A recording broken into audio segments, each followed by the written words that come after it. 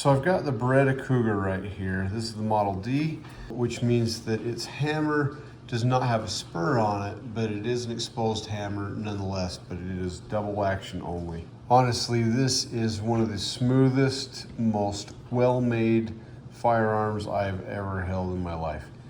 Everything about this thing is slick. The only thing that turns this into a gun that's really less than desirable is the trigger on it. I'm not suggesting to do this, but I ground the hammer spring down a little bit. Well, the more I shot it and it loosened up the spring a little bit, now the trigger pull's pretty good, but I'm getting tons and tons of light primer strikes. So this hammer spring right here, which is made for the Beretta Cougar or the PX4, it's the D hammer spring, is supposed to solve all of our problems.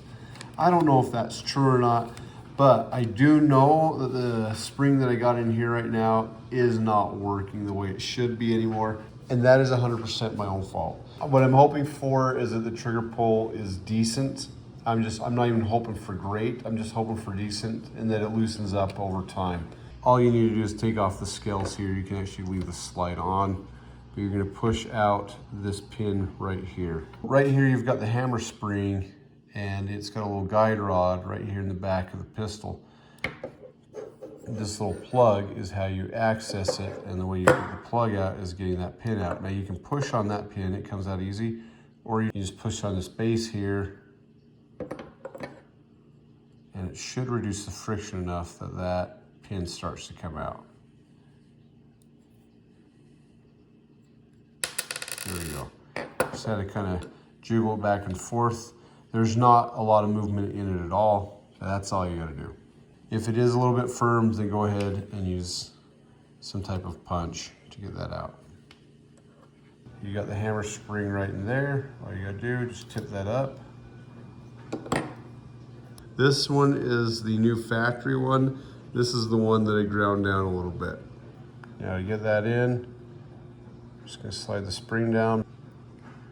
Also have to reinsert this and then place this pin in, put the scales back on, and we're done. Got everything switched out on this thing, got it put back together, and it is working. But that's pretty firm. I'm hoping that that lightens up after shooting a few hundred rounds or so. So I'm gonna continue to dry fire this thing and just hope that it gets better. If not, oh well. But it is so hard. That trigger pull is so long and so strong. It's hard to keep those sights aligned and not dip at the very end when it finally releases. Or at least that's the issue for me. Maybe some of y'all are a lot better than me, but this one is tough to shoot. It's that easy. Keep your stick on the ice.